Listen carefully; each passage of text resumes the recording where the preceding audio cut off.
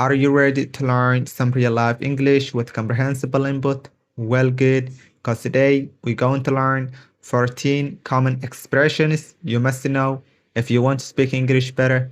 Also, we're going to make some real examples so you will never forget understand it more better. Let's get started. So the first expression we're going to learn is I'm nervous. I am nervous. I am nervous means I feel worried or anxious. When you worrying or feeling anxious, you say I am nervous. Let's make two examples. I am nervous about the exam. I am nervous about my exam. So when you going to have an exam, you feel nervous or anxious, so you a little bit scary. So you say, I'm nervous about my exam. Or she is nervous before her speech. She is nervous before her speech. So she going to make a lecture or have a speech. So she is nervous about about her speech. And that's very common. Let's jump to the next. The next is I'm bored. I'm bored. This phrase expression I use instead for me. I'm exhausted. But this one is I'm bored. So I'm bored means I'm not interested in or I have nothing to do. When you not interested, have nothing to do, you say I'm bored. Or for example, I'm bored, let's play a game. I'm bored, let's play a game. So you just feel a little bit boring and you don't have nothing to do, so you want to play a game. Or he is bored at home. He is bored at home. Let's jump to the next. The next is I'm sick.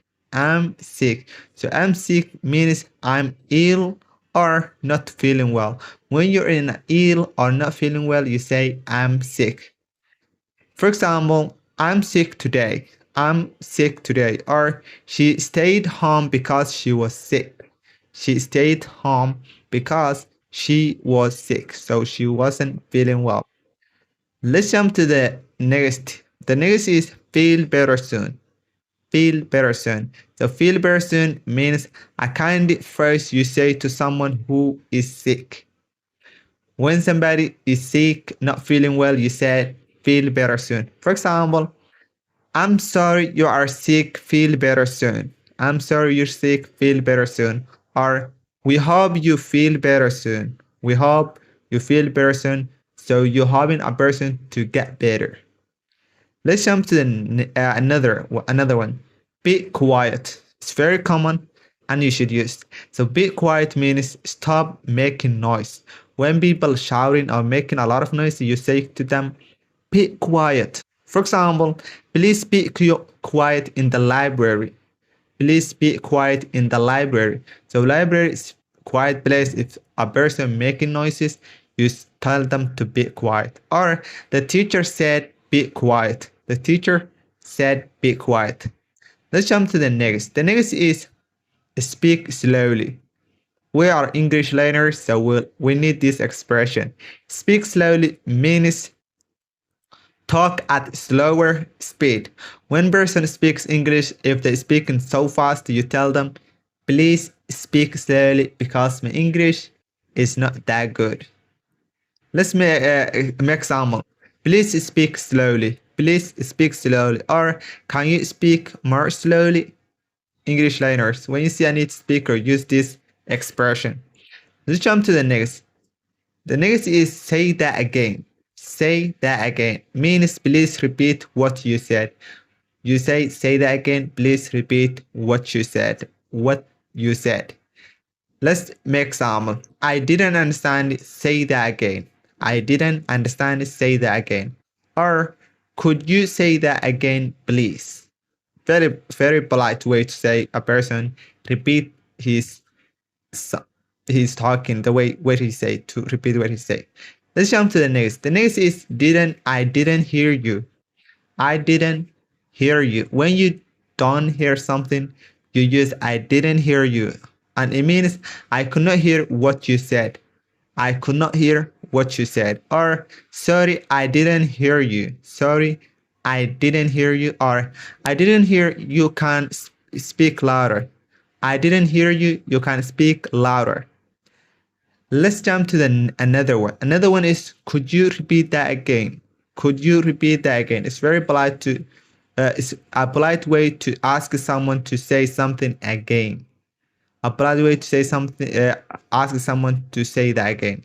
For example, could you repeat that again, please? Could you repeat that again, please? Or I missed that. Could you repeat that again? It's very polite way to ask a person to repeat what he said.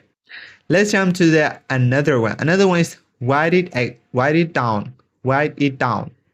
So write it down means put something on paper or in a note. Put something on a paper or in a note. For example, please write it down. Please write it down.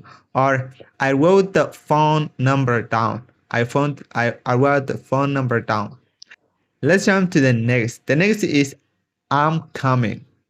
Very common as well. I'm coming means I'm on my way to you. When you on your way to someone, you say I'm coming. For example, wait for me, I'm coming. Wait for me, I'm coming. Or I'm coming, just give me a minute. I'm coming, just give me a minute. Let's jump to another one. Another one is follow me. Follow me means come with me.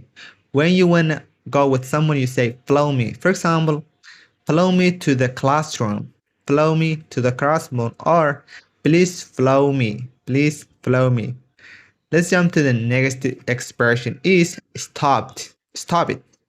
Stop it. Stop it means stop doing that. When you want to tell a person to stop doing something, you say to them stop it. For example, stop it, that is enough. Stop it, that is enough. Or please stop it, wait now. Please stop it, wait now.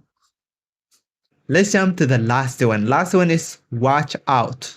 Very common. Is it common? I think so. Watch out means be careful.